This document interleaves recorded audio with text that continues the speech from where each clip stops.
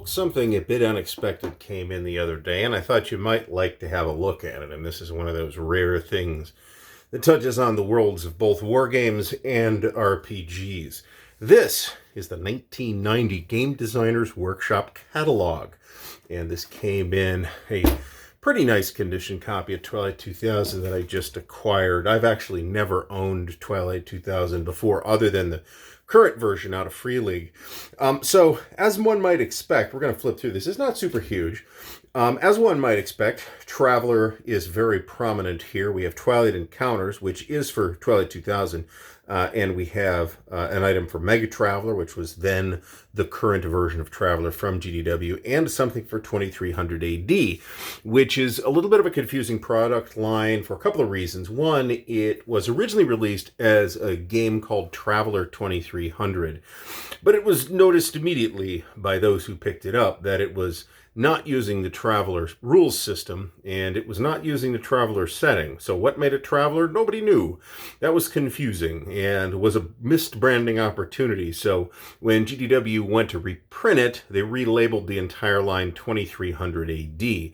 And there's been a couple of revivals of 2300 since then. The current one is actually for Mongoose Traveller 2nd Edition, which if I was going to run 2300, which is a pretty cool hard sci-fi universe, that's what I would use. So look, leafing through this sucker here, we've got Harpoon Captain's Edition, plus a bunch of supplements for that. Some of this stuff has actually passed through my hands at various times.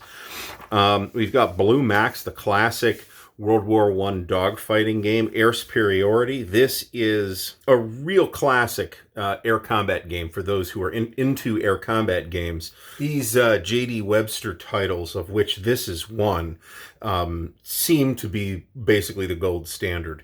Here we have Twilight 2000, Survival in the Devastation of World War III, and interestingly, this is the picture here is the original box, or I'm not sure if it was available in a book or not. This says box, so we're going to call it a box. This is a later edition that I picked up, plus a bunch of supplements for that. Some of these supplements for Twilight 2000 were really, really good, by the way.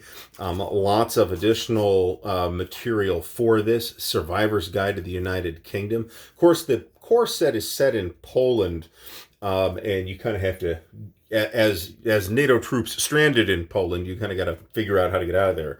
There's a whole bunch of stuff here, and you can tell this was a thriving line at one point. And 2300 AD did pretty well too. They did a lot of supplements for it, of which I wouldn't swear to this, but I might have them all.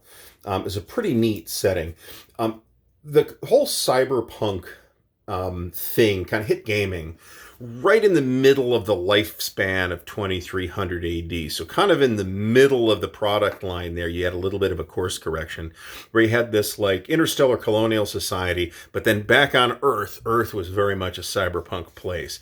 And we got the Earth/Cybertech source book to reflect that.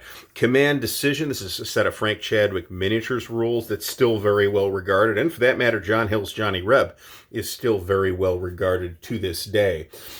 Game support for GDW stuff coming out of third-party publishers in GDW's catalog. That's very interesting. That's something I would not have expected to see back in the day. Although TSR kind of did it with the Dungeon Hobby Shop. Maybe I'll do a flip through one of their catalogs at some point.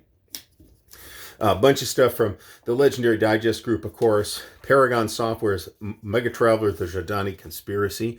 Here's a Executive Vice President, Mark Miller, letter welcoming us to the 1990 game catalog. Back issues of Challenge magazine, which I want to say ran to about issue 80 or 85 or so. It kind of took over its numbering scheme from the Journal of the Traveler's Aid Society. So the last JTOS issue was issue number 24, and then the first Challenge issue was issue number 25. Back in the day, Command Post, the Journal of Command Decision, Air Power, the Journal of Air Combat Gaming. This might still be a living thing. Air Power, the newsletter, based on the J.D. Webster games. That's interesting.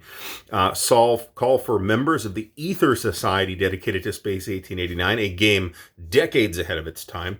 The Blue Max tournament at Origins in 1990. That would have been before I went to Origins for the first time.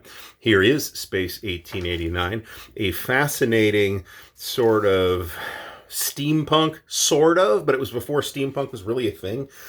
Sort of a retro Victorian sci-fi thing. Pretty neat game.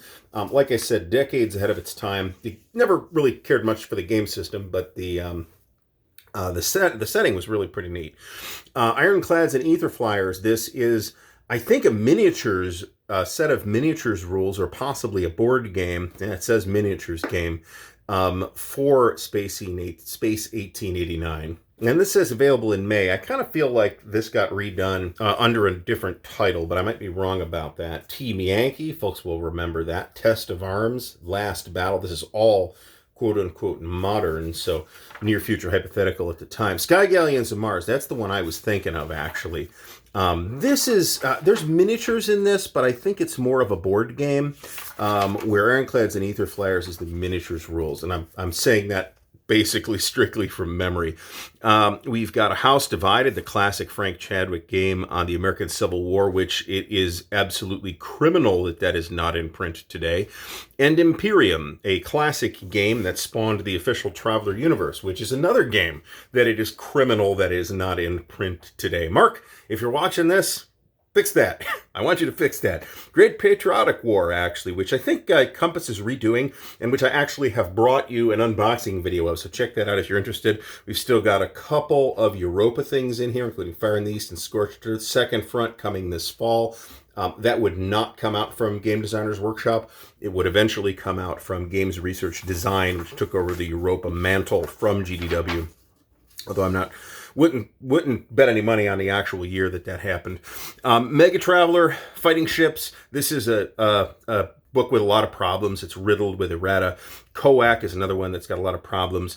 The Referee's Companion and the Rebellion Sourcebook are both very solid, however, plus the MegaTraveller box set, which is also riddled with errata, but which I have to admire for the depth of its reconstruction of classic Traveller, working in all, or close to all, of the additional material that had been presented for it in nearly a decade worth of supplements. So that's been a quick look at the 1990 Game Designers Workshop catalog. I thought folks might like to check this out. Massive thanks to the patrons of Ardwulf's Lair, whose support and encouragement make what we do at Ardwulf's Lair possible. Thank you, patrons. Links to help support the channel are in the video description, so check out the Patreon, the Ko-Fi, and the merch store, where you can get snazzy Ardwulf's Lair t-shirts, drinking vessels, and other cool swag. There is also an affiliate link for Noble Knight Games in the video description. If you buy stuff through that affiliate link, it helps us support the channel with Noble Knight store credit. Thank you, Noble Knight. Until next time, thanks for watching, and happy gaming.